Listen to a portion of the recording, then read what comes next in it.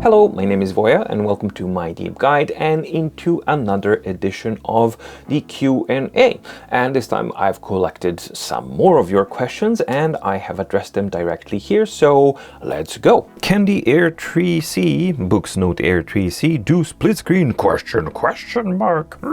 Yes, you slide down and you can split screen, and not only can it do it, the Note Air 3 can also do the split screen. And they do the same type of screen, split screen, where you can choose between vertical, horizontal mode, and you can choose your orientation as well. And if we just go to vertical mode, then it splits it like this. And furthermore, it is also adjustable on both of them. So you can just normally adjust it, and then you can choose a different document or a different app on both of them. And the apps need to support split screen functionality. So not all of the apps are going to be there, but the ones that do support it will be there. And then you can just choose a different document or a notebook or anything like that. And the cool thing is that you can style it and scale it and fit it to your requirements, and it works both on 3 and the 3C. Next one is in regards to the which one? Yes, so my comparison video between Note Air 3C and the Note Air 3. Does this device, I don't know which one you mean, 3 or 3C, so both are there, have speech to text feature, which converts speech to text like Big Me device has? Well, speech to text feature is something that's related to the virtual keyboard that you are using, and considering that both are Android 12 and they're using you have the ability to switch and install different keyboards, that functionality should depend on which keyboard you are using. So I've switched here to the Onyx keyboard as a default because it's really easy, because it does have a microphone setting here. So let's now try and see how does that work for the first time. I have no idea. Let's go. And I need to tap to start recognizing. And this is me typing, where the voice to text feature should be functioning on both devices equally. It's going to be interesting to actually see how the performance is, and also the accuracy, how it is between both of these two devices. And I can now stop, and this one actually caught the OK, and now I can stop. But and this is me typing, where the voice text feature should be functioning on both devices equally. So far it's the same. It understands the full stop, which is great. It's going to be interesting to actually see how the performance is, and also the accuracy, how it is between both of these devices, full stop. So as you can see, yes, it works on both of them. And actually that will work on any Boox device that has a microphone on it. So just check the specifications, and it has a microphone, and has a recent type of Android version. It will work. The only thing is, remember that this functionality depends on the virtual keyboard that you're using. So that's where you want to look at that setting if you need to kind of find it and to set it up and to use it.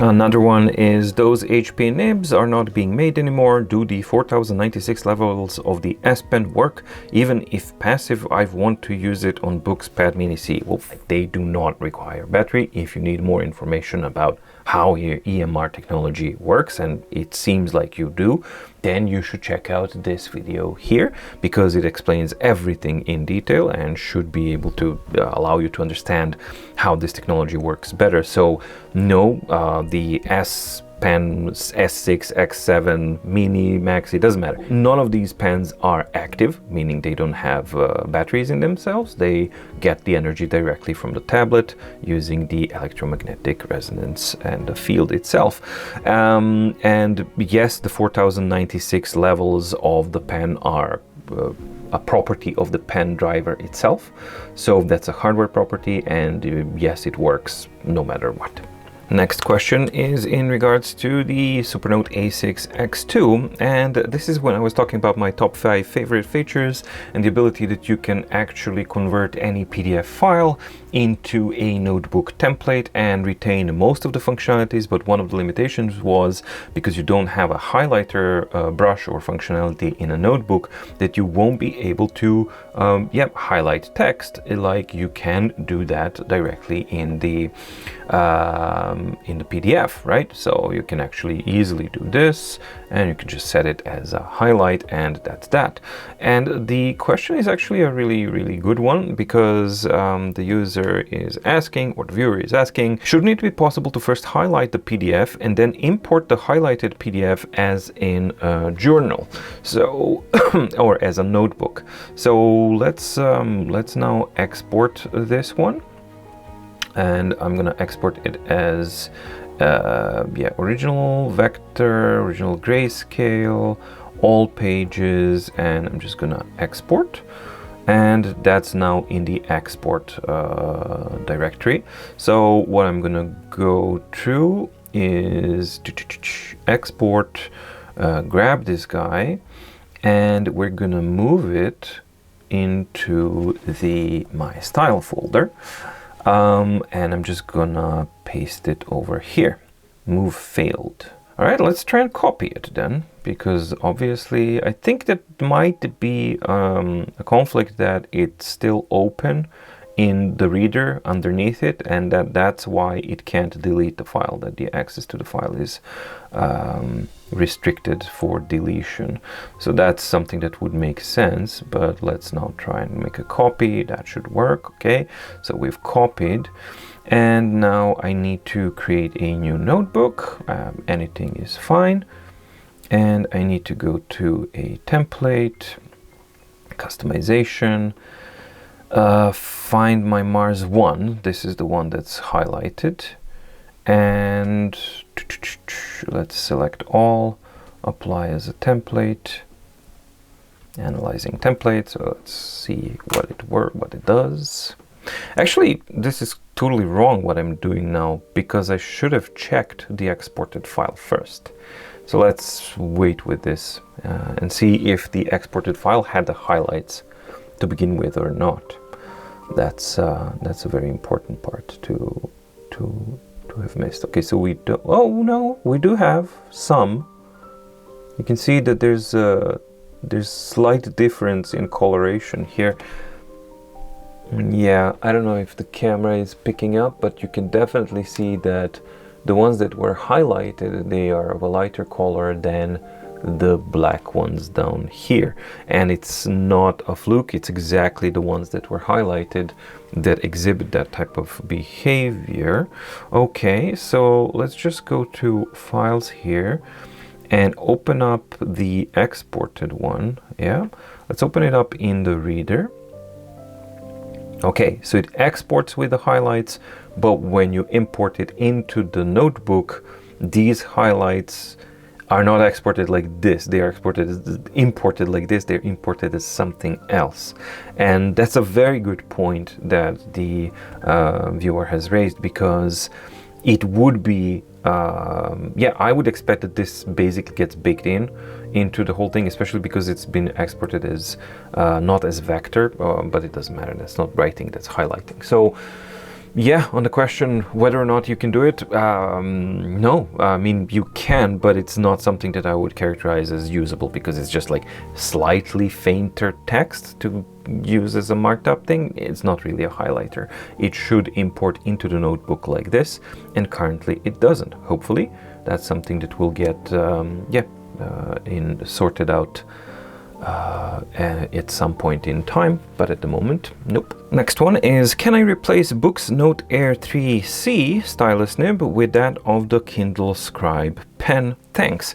And yeah, you should be able to do that. So now let's do it here. And I'm gonna first take out the nib of the from the Note Air 3C, or the Boox pen, which is pretty much the standard pen that works on, that you get with all of the devices. So this is the Boox nib, and this is going to be my Scribe nib, heavily used, as you can probably see.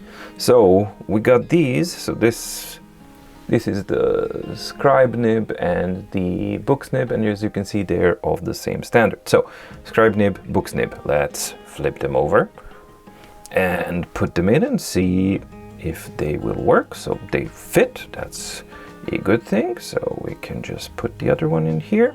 Yep, all fits normally, pretty much good. Now let's grab a device and write on it. And since question was regarding Note Air 3C, here it is. So this is the Note Air 3C pen with the Boox, with the Scribe nib and the wrong pen. So let's just use a normal pen. And yep, this is working normally. This is the Scribe pen with the Boox nib, and it works normally. So the answer to the direct question is yes, you can definitely do that because they are using the same standard. But my question would be, why would you want to do that, considering that the Scribe pen is just so much better and so much more dominant than the Boox pen. I mean, you have better magnet, you have a pen, you have the button, you have the eraser, and the weight and everything. It's just such a better pen, and the driver in there that actually detects the pressure sensitivity is a lot better, and better calibrated and much more sensitive and of better quality than the one that you actually get in the Boox pen. So yes, the answer to your question is, yeah, they are using the same nib standard, but if you already have the Scribe pen, there's zero reasons why you would want to use this one or the Pen 2 Pro, because this pen is dominant. It's far better than either of those two pens. Okay, the next one says, hi and congrats, thank you. I really need some help. I'm between the Air 3 and the Air 3C. I want to read scanned PDF and documents, and the pinch to zoom is very important for me. I saw a video for Air X with BSR, and pinch zoom was super, like on my iPad. I assume that the 3C has the same performance because of the BSR. How does it perform without BSR, Air 3? Could anyone help me, please? So yeah, here we have both of these loaded the same document, Air 3 on the left side, Air 3C on the right hand side, and we got same settings. So speed, everything is the same type of setting. So let's see, zooming in, except that I did not enable pinch to zoom. Okay, let's do that. Yes, so let's go pinch to zoom. Okay, so that's enabled. Now let's go back to the same type of format, fit screen, and there we go. So now we have zooming in and out, zooming in and out on the same documents, and in speed mode they are very similar. So I can even scroll. Yep, I can have good performance on both of them. Zooming out a little bit faster and a little bit more responsive, of course, on the Note Air 3C, but Note Air 3 is not a slouch. So definitely you can normally use it to kind of zoom in and find what you need. The areas where I think it's a little bit better is basically once you complete the operation, and to grab the operation, it kind of processes it a little bit faster. I think it switches to the different display mode a little bit faster on the 3C, but once you're in here, then it just works pretty much good. So yeah, that's how the performance of pinch to zoom is on Note Air 3 and the Note Air 3C as a comparison. Another one is about the Note Air 3, and it simply says, what about pen tilt in Note Air 3? And that's a really good point, because this is such an obvious thing that it's just like a no-brainer. It should normally work, because on Note Air 3C, same brush, same pen, same everything, and you can normally do, I mean, the performance and everything is just not a great brush, but it is working, while on the Note Air 3 regular, it doesn't, and there's absolutely zero excuse for this not to work, because that's something that just would need to properly work. I'm inclined to believe that this is not a hardware limitation, that it's just another example of Boox's mess of the software implementation and inconsistency all across the platform, because they should be all the same, but more you dig in deep, more differences you will find, and more inconsistencies you will find, and this is one of them, because it really didn't come to my I didn't even think of testing that, because it should work. But from now on, that's yet another thing that has to be kind of re-verified if Boox is actually doing their job the way they should, and obviously they're not.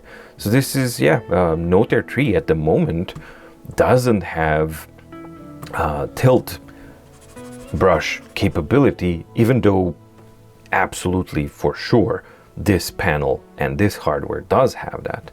And if you're interested more in understanding, like, hey, what were you thinking about? How does that work? You can check out the video up above here, where I explain how EMR technology works in detail, including the functionality of the pen tilt. So once you watch that video, it should become very, very clear why this should definitely not be the case, and why Note Air 3 would need to have this normal support. Next one is regarding the A6X2. Great vid, thanks you. Quick question, to delete you have to hold 2 fingers on the left line and circle a word. How can a lefty achieve this as they would be holding the pen with the left hand? Thanks. Well, it's really easy, because if you go to settings, display and input, and you go to, I believe, gestures, you have this setting, left-handed, right-handed, and basically it's intelligent. So if you switch it to left-handed, then the operations of these 2 strips kind of flip.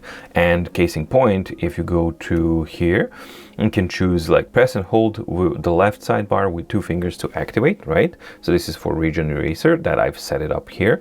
But if I switch it to left hand and you go there, then you can see, hey, now you can press this one and use the left hand to encircle and do the whole thing. And let's just test it to see if that works, even though I am not a lefty, but I can pretend. So there we go, and that works. And then this one should bring you all of the stuff, and as you can see, the menu also flips as well. So lefty righty optimizations are implemented seemingly nice on the A6X2. I hope that you found the video and this installation of Q&A useful, informative, or interesting. If you did, please like and subscribe, and ding the notification bell in the description of the video down below. And also do let me know in the comments down below further questions that you would like me to have addressed in the future Q&As, and I'm going to try and do at least one Q&A for every 2 weeks, so that we can have that as a more regular segment, because it seems that you guys are finding it quite useful, and there's quite a bit of interaction there, which is really good, and some really important questions. And it's really useful because you guys can actually point out things that I do miss. So for example, the tilt not working on the Note Air 3 as opposed to Note Air 3C, etc., etc. And also some of these examples may seem banal to some people, but they might be quite useful to other people. For example, can I switch the nib between the Scribe pen and the Boox pen?